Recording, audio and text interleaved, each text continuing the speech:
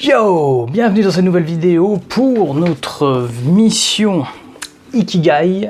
Découvrez la méthode de Francesc Miralles et Héctor Garcia pour trouver votre mission de vie et sortir de cette situation professionnelle qui vous encombre, qui vous pèse, qui vous chagrine.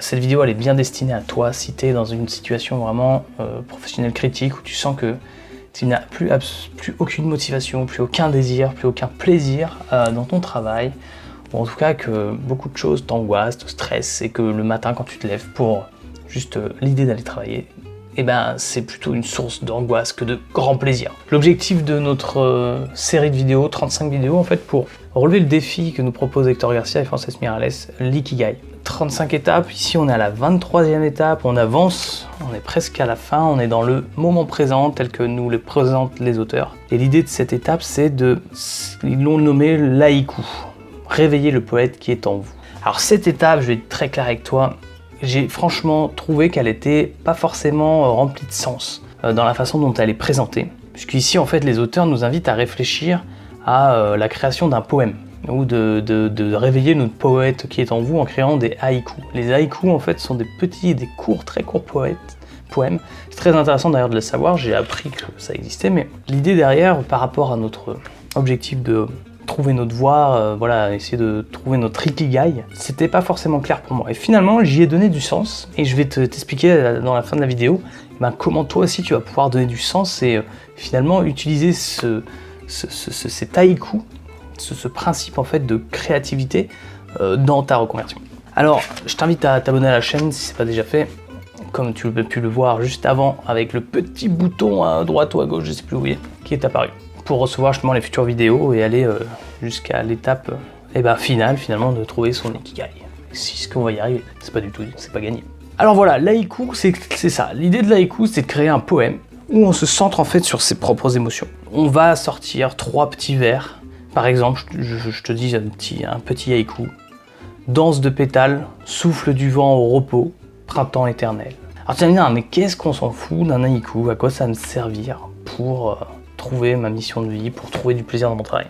Et je vais te dire, ouais, franchement, t'as raison, parce que moi non plus, je ne saurais pas quoi te répondre. Et à la réflexion, ce qui est intéressant finalement dans l'haïku et dans l'idée que nous amène Héctor Garcia et Francesc Miralles, c'est que l'haïku, en fait, c'est un moyen d'exprimer ce qu'on a à l'intérieur, d'exprimer nos émotions, d'exprimer nos ressentis.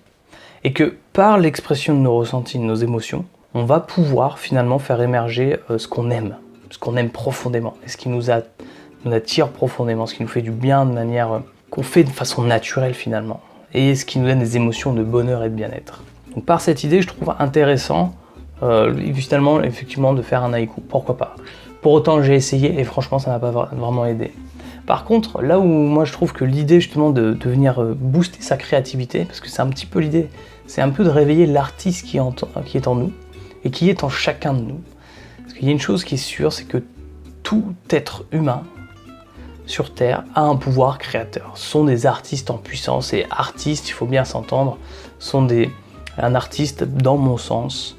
Le sens que je lui donnerais, c'est une personne qui va juste exprimer de façon métaphorique, allégorique, des ressentis par une technique, grâce à une technique qui peut être la peinture, qui peut être le dessin, qui peut être simplement la menuiserie, qui peut être, je sais pas, ça peut être simplement aussi dans sa façon de s'exprimer.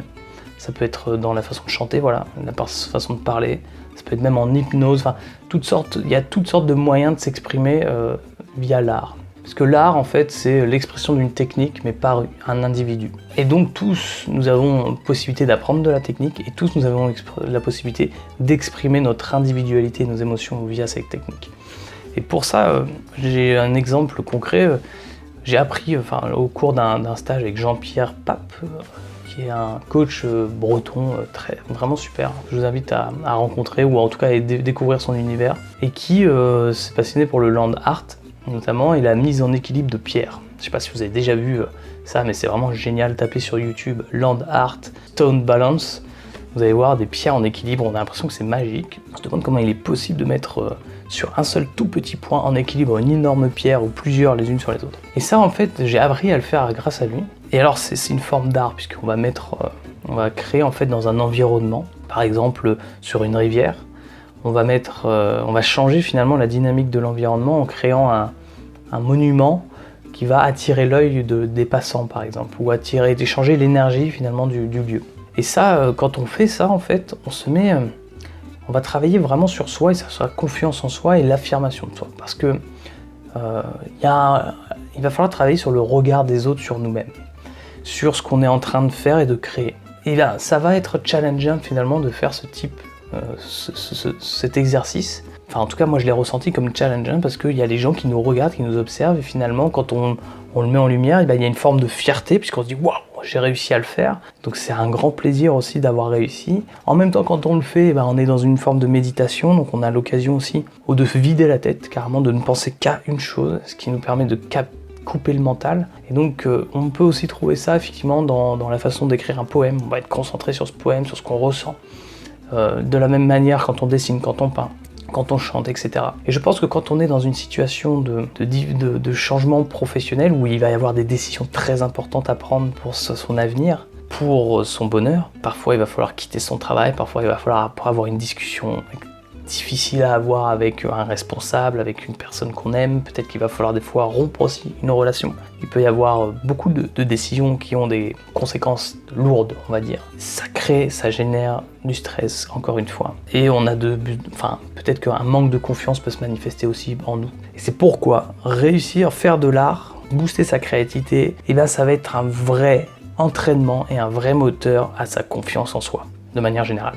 C'est pour ça que je t'invite, moi, à trouver quelque chose, peu importe, il n'y a pas besoin d'être bon dans quoi que ce soit, on s'en fout réellement du résultat, c'est juste l'intention qui compte. Mais de faire quelque chose, de prendre un stylo, d'aller dans la nature, d'observer, peut-être, si d'ailleurs ça t'intéresse, moi je peux te donner une vidéo où je t'explique comment on met des pierres en équilibre, c'est un vrai plaisir pour moi de le faire. L'idéal ce serait de se rencontrer et que je te le montre en réel, mais bon, il y a toutes sortes d'autres choses qu'on peut faire. Pense à ce quand tu étais gamin, ou quand tu étais gamine, de qu'est-ce que tu aimais faire, qu'est-ce que tu faisais naturellement, est-ce que tu n'as pas des dessins? Et prends un stylo et prends le temps de dessiner, d'exprimer ce que tu as au fond de toi en te connectant à tes ressentis.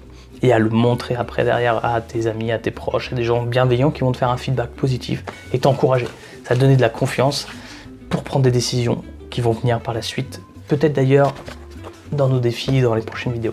Moi je t'invite à le faire, moi je l'avais fait pour moi, je te dis ça a été vraiment une source pour moi de mise en lumière, par exemple faire des vidéos comme ça, je l'aurais jamais osé, j'aurais jamais eu le courage je pense de le faire si j'avais pas à un moment donné pris le temps par exemple d'écrire des poèmes, je le fais aussi, de faire de l'écriture automatique, ça je l'ai beaucoup fait. Et c'est marrant, il se passe des choses assez extraordinaires quand on fait ce type d'exercice, on vient en fait capter à l'inconscient, notre inconscient s'exprime aussi à travers ça. Et on vient libérer, ouvrir des portes qu'on n'imaginait pas existantes ou en tout cas qu'on imaginait verrouillées à jamais. Je t'invite à faire cet exercice maintenant, prends quelques instants pour soit le planifier, soit te lancer dedans.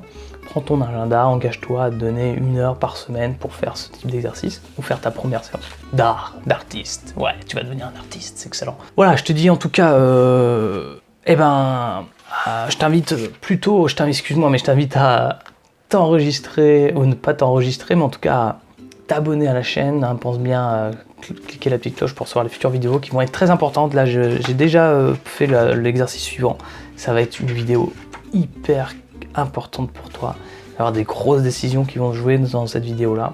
Prêt à t'engager, sois prêt à avoir des changements aussi très importants pour toi et de façon très positive. En tout cas, je te remercie vraiment de suivre ce progrès de ce défi, de m'y encourager. Par exemple, si tu me laisses un petit pouce, moi ça va me donner des signes positifs de continuer. Et de la même façon, si tu partages, si tu commentes, ça va permettre de comprendre tes problématiques, peut-être d'amener de nouvelles réponses à des questions. Surtout pose-moi des questions, c'est important pour moi de pouvoir communiquer avec toi. Je te dis à demain pour la prochaine étape qui s'appelle décision cruciale.